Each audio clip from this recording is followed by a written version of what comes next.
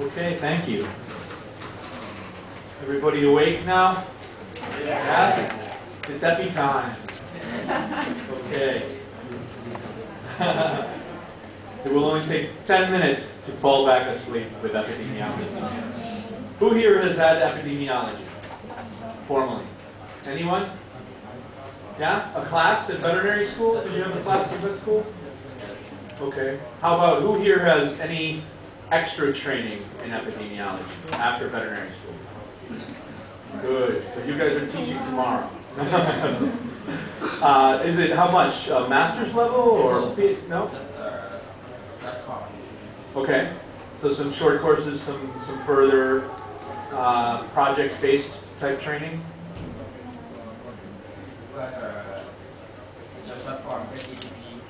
Oh, the FETP. Okay. 1 month course.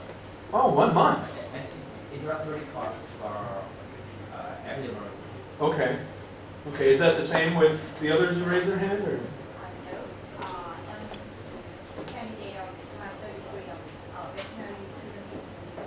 Ah. Okay. So you've had a lot. Yeah. The same. Okay. Okay. So everybody else, we're going to start back at the beginning, and we're going to try and relate the epidemiology in a One Health way, and then focus on the wildlife section. Does that make sense? Okay. You can interrupt me at any time. I don't know Thailand culture and whether that's allowed, but you can for me. It's okay? Okay.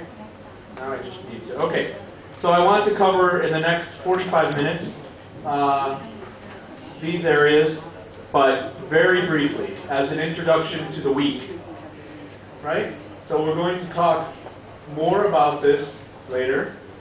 You're going to get more of this afternoon and tomorrow night. And then these will be the next Tuesday and Wednesday, I believe. Okay? So this is just the introduction. Who here has seen these graphs before? Are you familiar with this publication called Wilhouse et al. From the Emerging Infectious Disease Journal? Okay. There is a journal called Emerging Infectious Diseases. Do people know that? It is free, online, all of the texts, unfortunately in English only, from the Centers for Disease Control and Prevention in Atlanta, USA. It's good, very good journal to follow if you're comfortable reading in English, because it has many examples of emerging disease, zoonotic disease, published from all over the world. It's not just some US-based thing. Okay? So this is there's a study that everyone starts with now, numerous 2 or 3 studies to talk about the risks of wildlife. Okay, so many people have now realized the important role of wildlife, and they're basing their beginning of their justification for wildlife being included in One Health based upon these studies. So this first one, Wilhouse, talks about wildlife as reservoirs for human disease. And so this statistic is being quoted in the beginning of talks everywhere. I looked at the WHO Emerging Disease Plan for Southeast Asia. The first page, boom, these numbers right there on the first page. You can look at that for South America, the very first page, these numbers. And what they showed is that the vast majority of emerging diseases are zoonotic, and that the majority of those zoonotic diseases have wildlife reservoirs. So wildlife is part of the ecology of almost all, or a very large proportion, of the new important scary diseases. Right? And that's what all of these large surveillance One Health programs are built on. Okay? So this is some of the evidence. And you can see that they broke these down into ungulates, carnivores, rodents, primates, different categories, bats, and they talked about how many viruses, bacteria, fungi, protozoans, and helminths are associated from them. And then they broke it down again in a few different ways for zoonotic and emerging. So this is just some basic descriptive epidemiology evidence, basic summary evidence about wildlife. And it's good to know this. So this is some more further. There's in Nature, you know the journal Nature, Science in Nature, was a very good study published. Does this look familiar to anyone? Is wildlife. Okay, we're going to try and get you guys these papers so that you have them. They're important wildlife veterinary, wildlife biologist, wildlife ecologist papers to have when talking about disease ecology. I've got them on my computer, and we will try and make sure that we can get them and distribute them. So again, more statistics, right? Basic descriptive epidemiology from broad studies. This is not the USA, this is not Europe, this is a global look. It doesn't mean they got everything, because we know that emerging diseases are not, we don't know all of them, and so there's some issues with that we'll talk about. But really, this is a very interesting one where they looked at emerging disease events around the world, published in the literature. Thank you. Published in the literature for over 60 years, and they found, again, a large role of wildlife within that. They found that wildlife was increasing in more recent years, although that could be, right, so we're going to talk about bias in epidemiology. That could be that more recently people have started looking at wildlife because things like this initiative where you hire many wildlife veterinarians that nobody's ever done before, you may find many new things because now you exist and you are looking. So we're not sure if this is just recent, that there's more wildlife issues as we chew up more of the land and invade more and contact more with wildlife all over the world, or if this is just a result of more people caring about wildlife. But regardless, there's a large wildlife group. So you can see these emerging events by every decade. These are the number of things that they saw emerge, and again, only in the literature. But these black bars are non-zoonotic, so these didn't matter for our purposes of zoonotic disease discussion. These white bars were the amount of zoonotic, and these were zoonotic non-wildlife in the orange, and these yellow ones are the ones we really care about, which are, or no, sorry, the white was the ones we cared about. The yellows are the unknown. Okay? So again, looking at wildlife's role in emerging diseases and zoonotic diseases. Descriptive epidemiology. Basic statistics, basic summary statistics. This was, again, from the same paper, and it was talking about the number of emerging events by area. And this shows us a bias, most likely. Right? So it is biased, and we say that in the U.S. so that we don't get blamed for everything. No, I'm just kidding. So in the U.S., though, there are many, many people looking. There's a strong, strong surveillance system. And we find, I think, most of what's going on in the U.S. Because the CDC is looking very hard, our Department of Agriculture is looking very hard, and we don't live in the tropics. And so we know most of what's going on. And so this is probably biased by the amount of effort, but you can see some of the different areas. And they have a bigger, expanded version of this that we can find as well.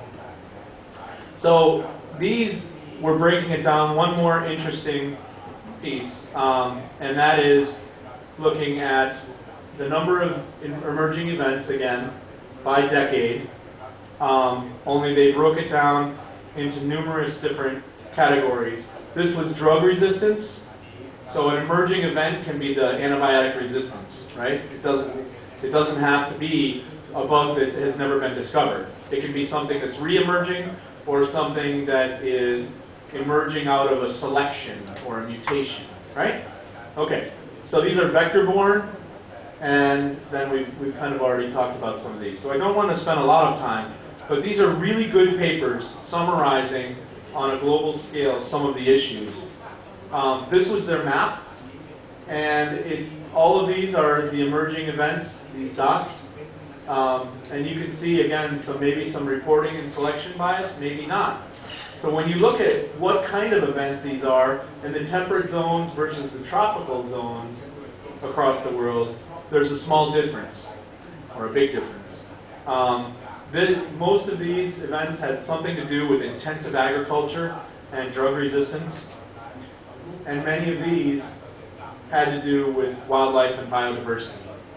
So where you live and the habitat you live in the tropics versus temperate regions, the type of intensity of agriculture you have makes a difference on the emergence of these things and what kinds of things emerge.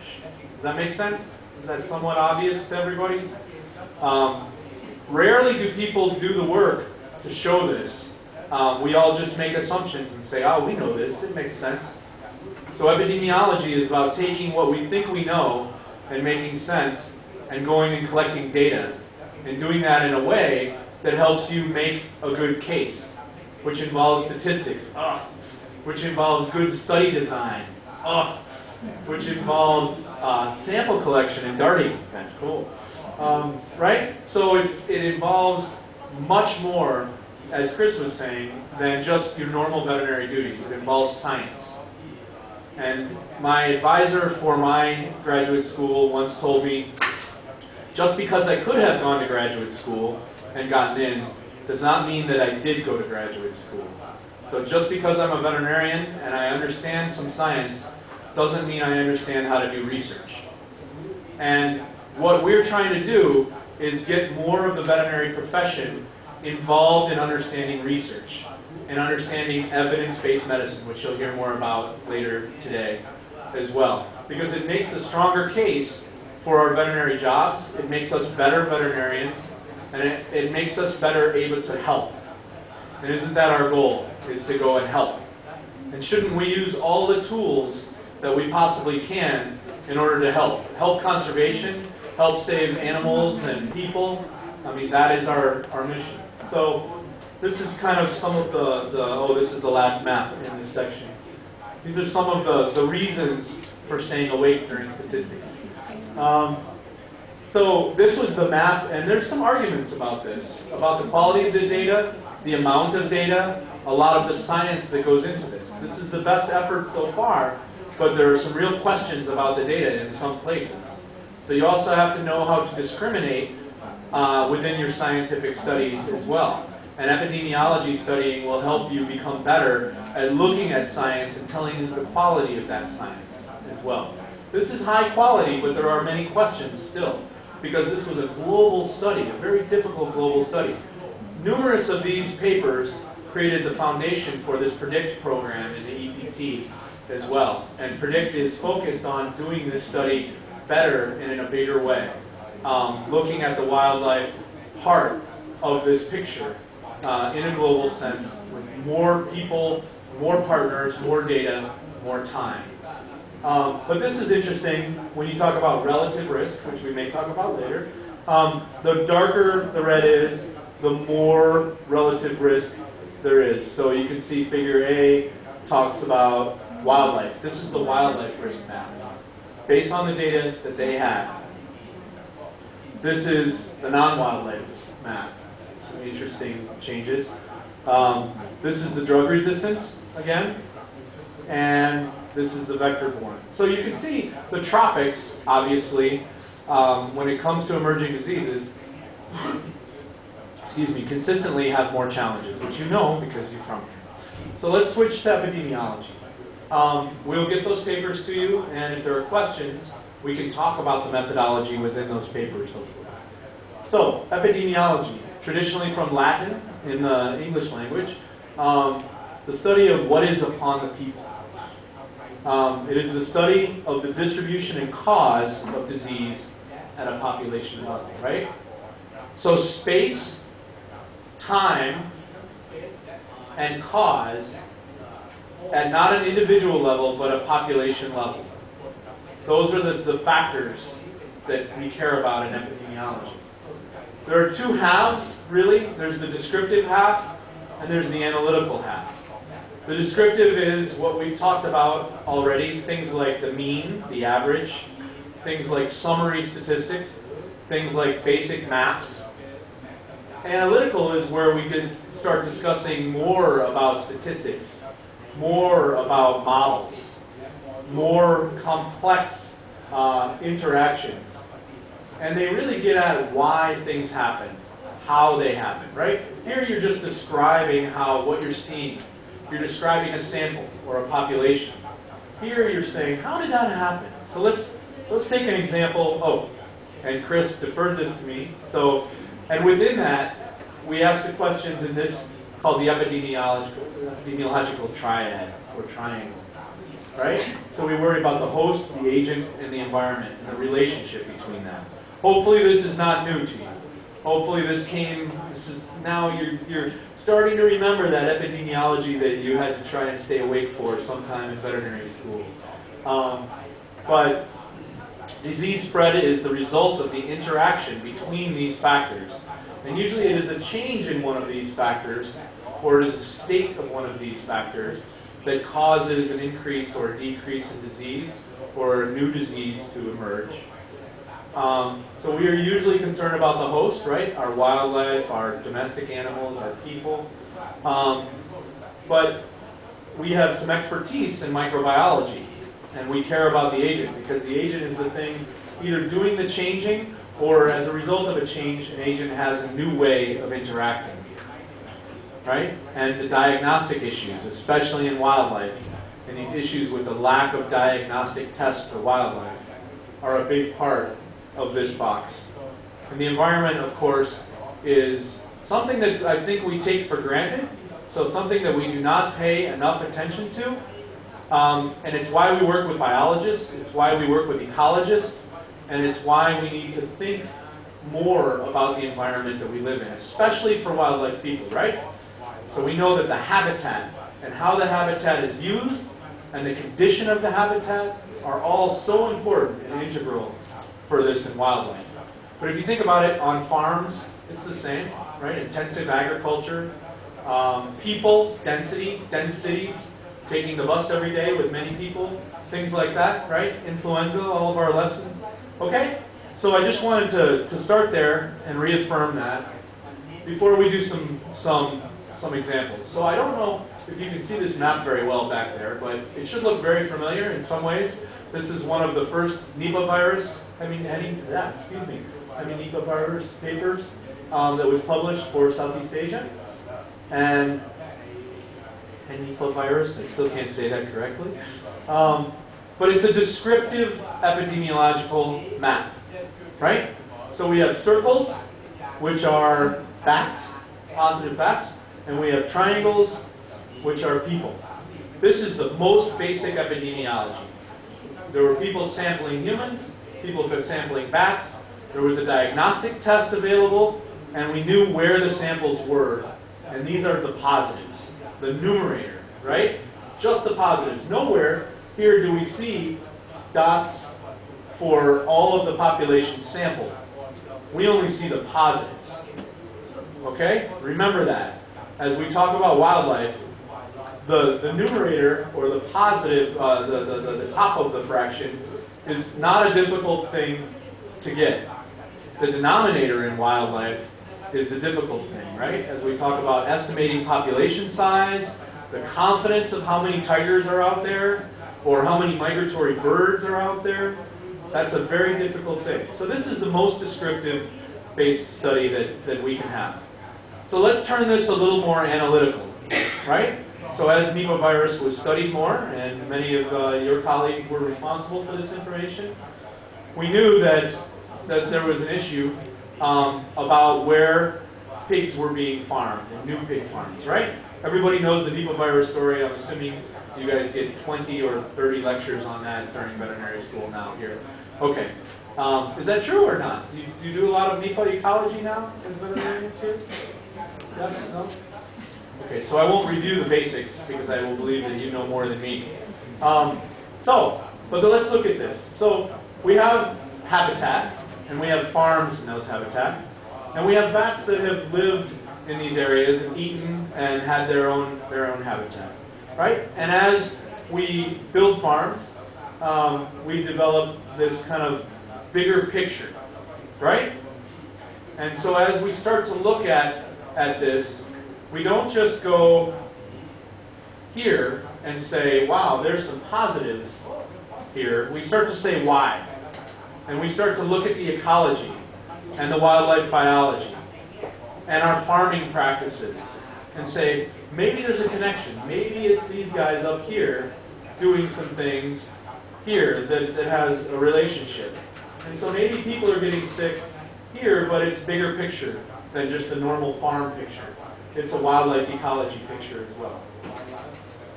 So that's when we start saying, how do we analyze this? And we look at one system, and we study one farm, and we say, ah, look at this. Interesting. Oh boy, I missed my thing. Sorry. I'm now getting mixed up. I never do these fancy kinds of things, but I did today, and now it's backfiring. So anyway, this is obviously the bad things that happen. So as we start to look at this ecology, we study one farm and we start to formulate our hypothesis. We have some descriptions. Now we have an ecological hypothesis of how things could happen. And we can show that that happens in one farm, but does that make it true in life? Does that make it absolutely true? No. I see some heads saying no. Right? So in order to know more, we really have to ask the question, everywhere these positives happen, does this same situation occur? And so this is analytical as well. And now we're doing geospatial and modeling. These are models within here that has transmission and ecology and things. And then this is a spatial model to look at the overall picture of the emergence events. So when we have enough statistics to show this, and then study it on a level wherever we see the positives and also the negatives, then we start to do real epidemiology for the emergence of disease. And obviously these guys are a key factor in a lot of these new diseases, and not many people know how to effectively study or look at or deal with these guys. And this is why we're here. So congratulations for that. You're the missing piece of this puzzle. Okay?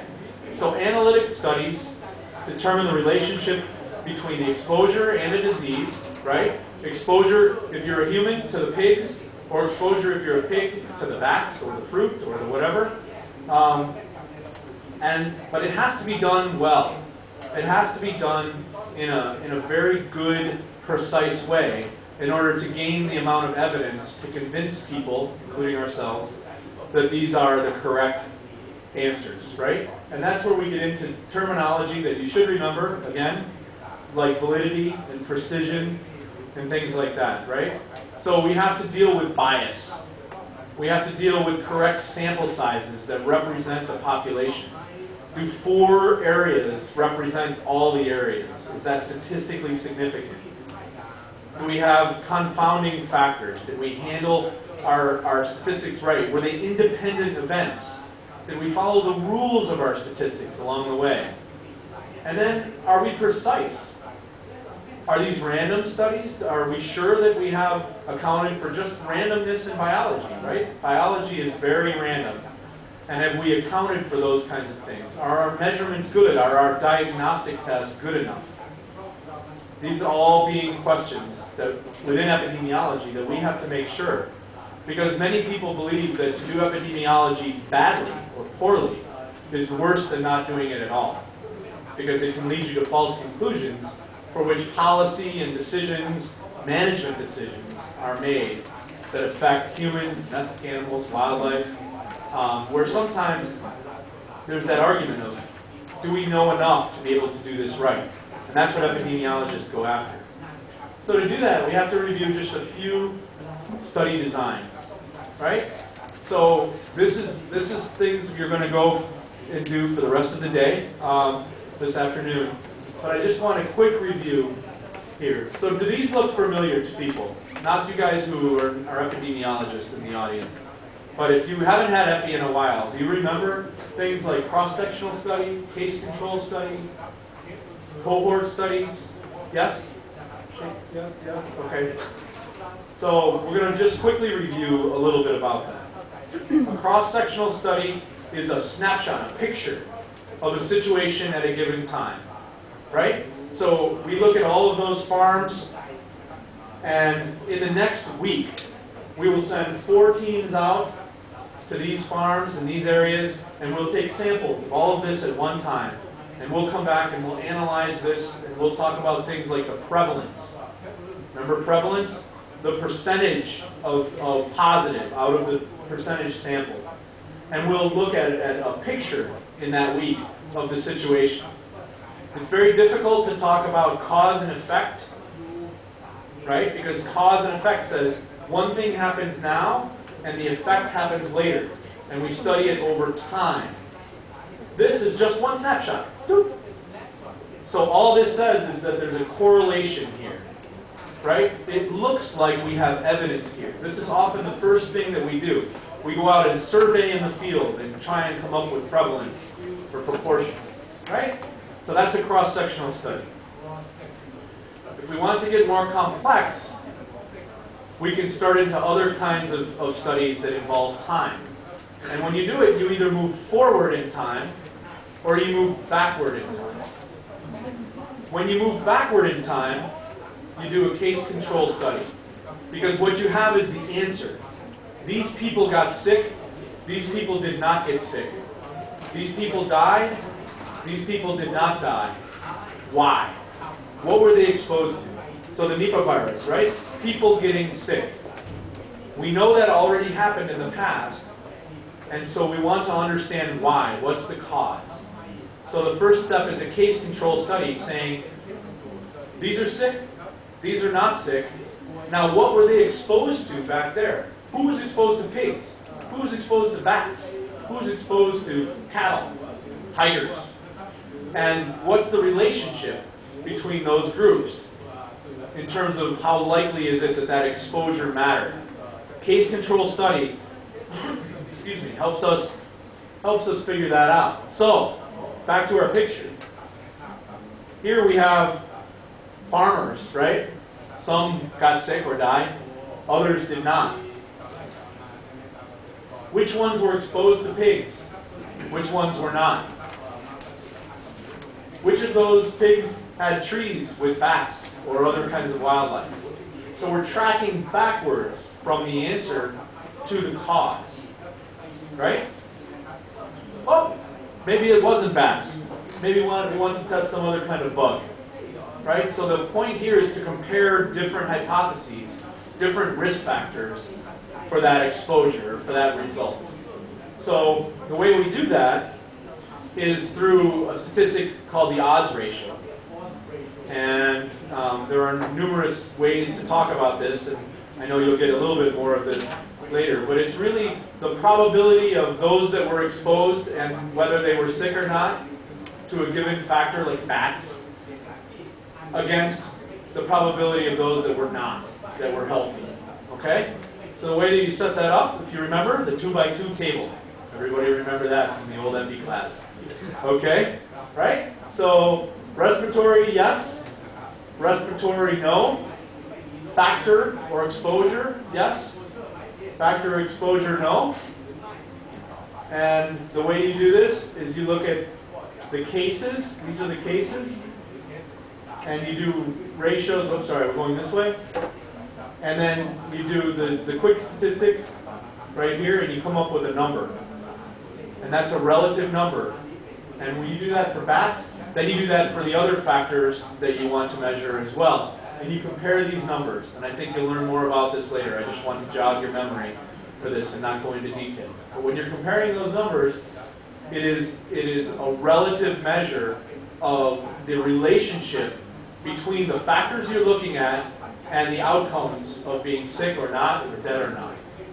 Right? So this would be very high number here, saying there's a huge relationship between the factor that you're looking at and the outcome of this. Again, we'll do more later. Usually you do these when you don't know the cause of the disease and you're still trying to investigate the cause of that disease. So then the last thing that we'll just quickly review before your afternoon session is a cohort study. And there are different ways to do cohort studies. Most of the time we talk about prospective, looking into the future, right? So we just went backwards. Now we're going to go forwards.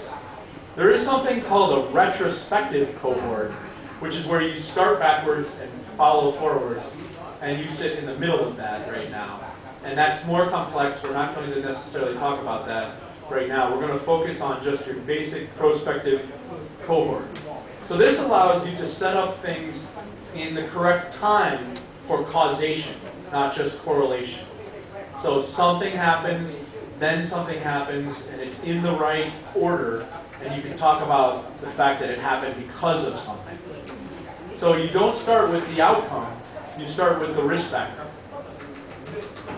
This half of the room was exposed to bats yesterday. This half of the room was not exposed to bats yesterday. And we're going to watch us for the next 10 days and see who gets sick and who does not. Right? In a forward progression. That's a cohort study. So you're grouped based upon your exposure to a presumed risk factor. So often you do the cross-sectional study, first just to see an association at a given time. Then you do, if there are people sick or dying, or animals sick or dying, then you try and look for the risk factors.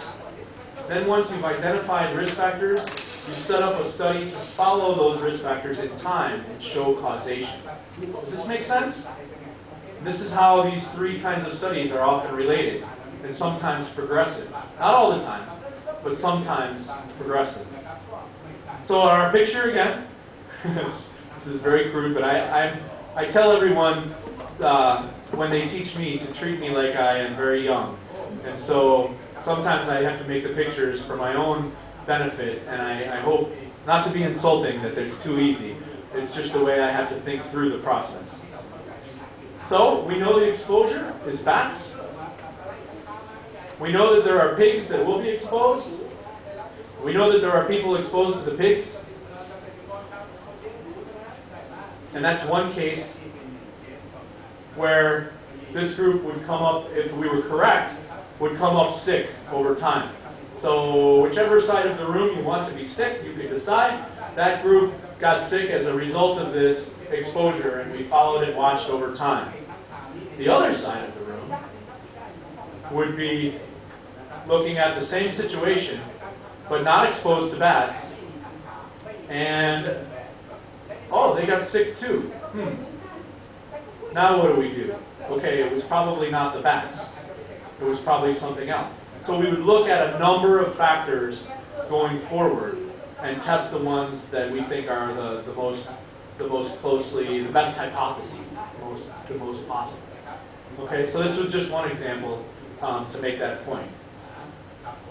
So, when we talk about basic epidemiology, we talk about doing those kinds of studies, starting with descriptive studies, moving into analytical studies, to understand what the picture is of the situation, and then to understand why it's happening and how. And once we understand that, we can test control and prevention measures, right? So the whole point of epidemiology is to get to the point where we understand the system enough to stop it, or to prevent it, or to manage it. Or maybe not to do anything, like Chris said, with the mountain gorillas, but at least we can make a choice that we've assessed the risk, we understand the problem, and based on our knowledge and experience, maybe we choose to do nothing, and that's okay. Even though nobody wants us ever to do nothing. You must save it. Okay? So, for the rest of the week, so today we're going to talk more about those basic epidemiological principles. And then the rest of the week we're going to get into some very applied sections or pieces of epidemiology. The goal this week is not to make everyone an epidemiologist in 3-4 days. The goal is to make you good team members representing wildlife very well. Yay, go wildlife.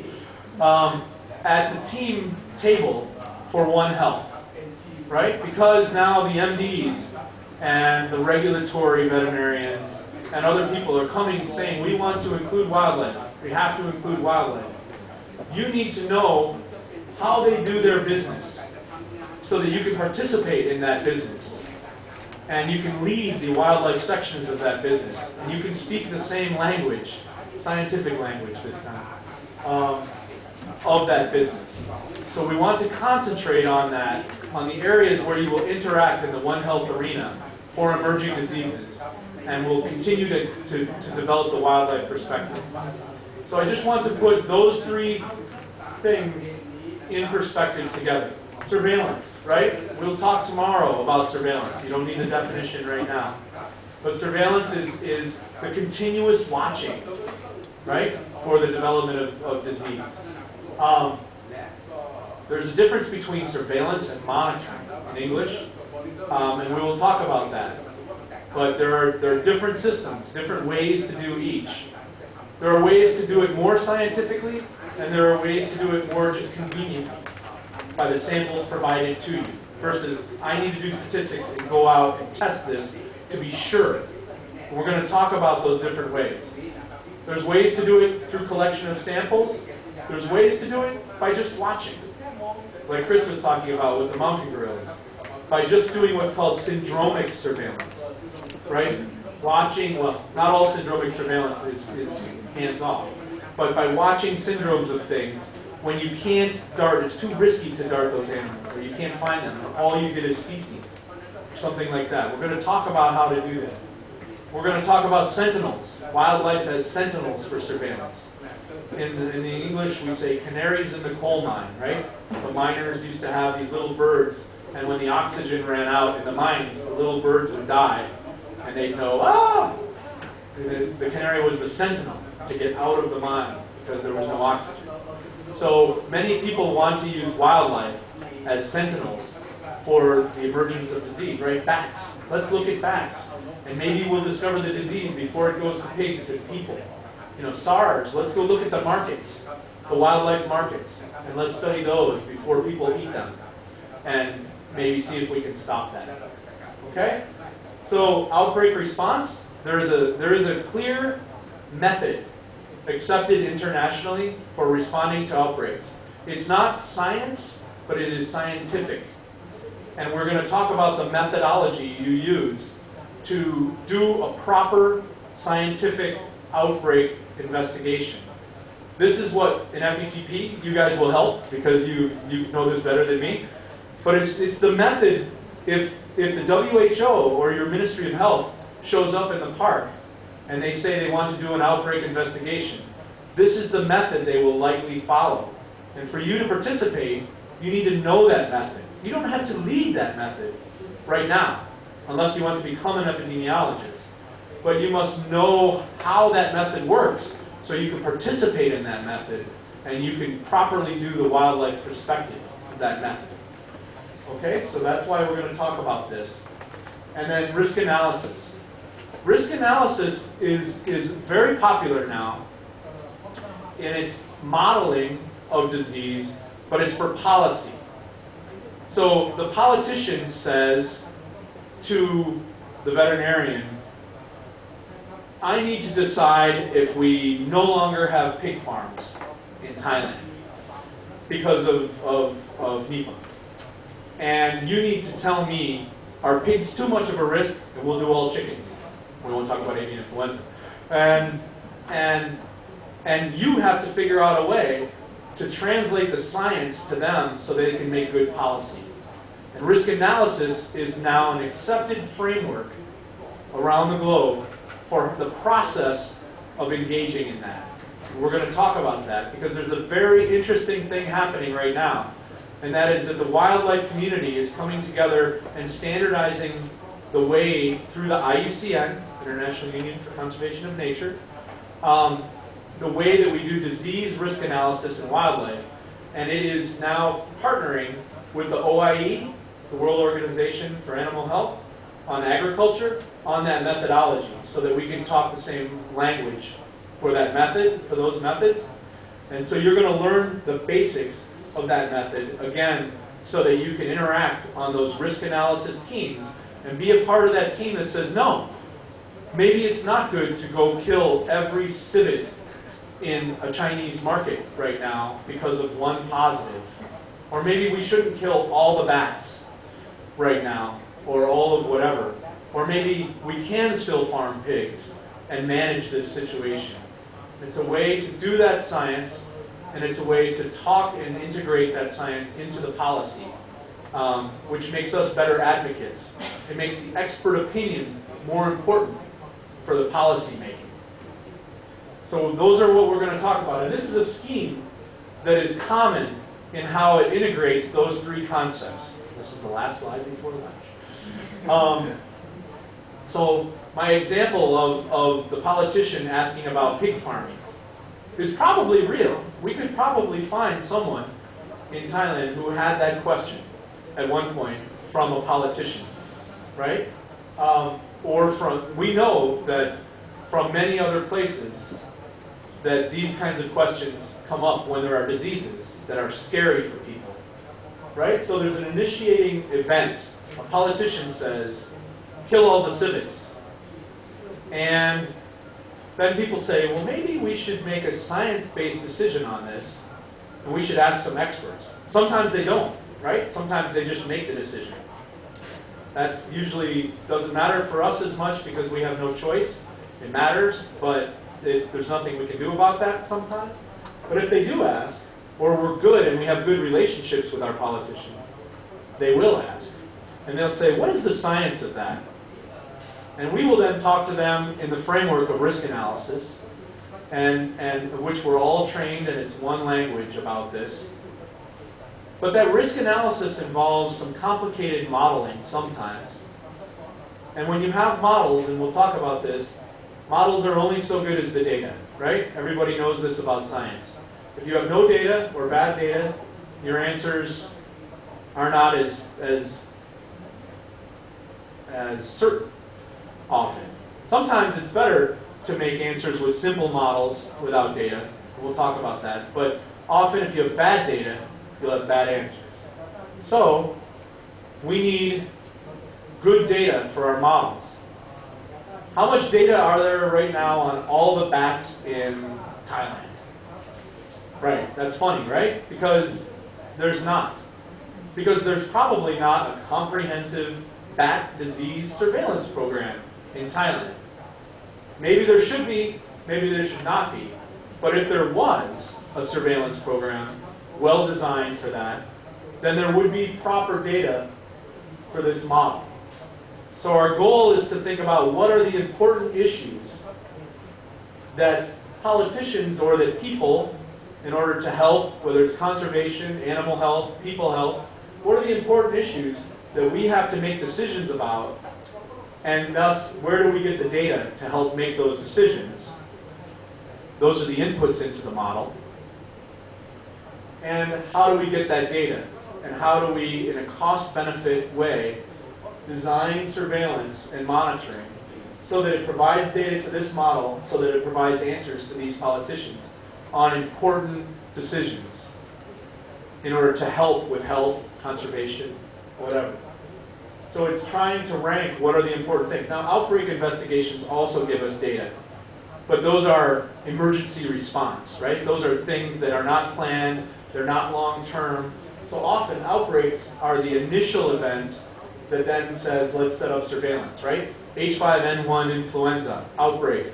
Let's set up surveillance because we need to make a good decision about, in the model, about how important are migratory birds for avian influenza in terms of this decision of how we deal with new influenza for human health. You see how that links? So there is a link. Okay? So good data means good policy. Now, when you get this output and this decision, it goes around. Well, again, the decision is only as good as the data you have or the model you have. So oftentimes, this is what in English is called iterative, cyclical. And we do our first best guess. There'll be an outbreak investigation, which will give you data, to give you a model, to give you an answer, to make a decision. But we say our confidence is not high, but it's the best we have right now. So now let's go through this circle again and again. until we get better and better. And that's what happened with influenza, with Nipah, with SARS, with all of these examples. Okay? So that's why we're going to study this the rest of the week as well. And by the end, you will have the language, you will have the methodology, you will have created some examples, and you'll be able to hold up the wildlife component of the One Health Partnership in this way. And you will all want to come do epidemiology masters with that knowledge. Okay, thank you. That's the introduction. And if there's questions, I know that it's time for lunch. Thank you.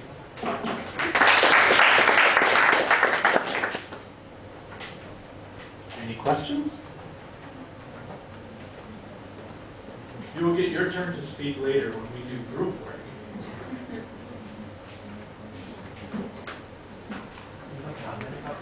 มีคำถามไหมคะ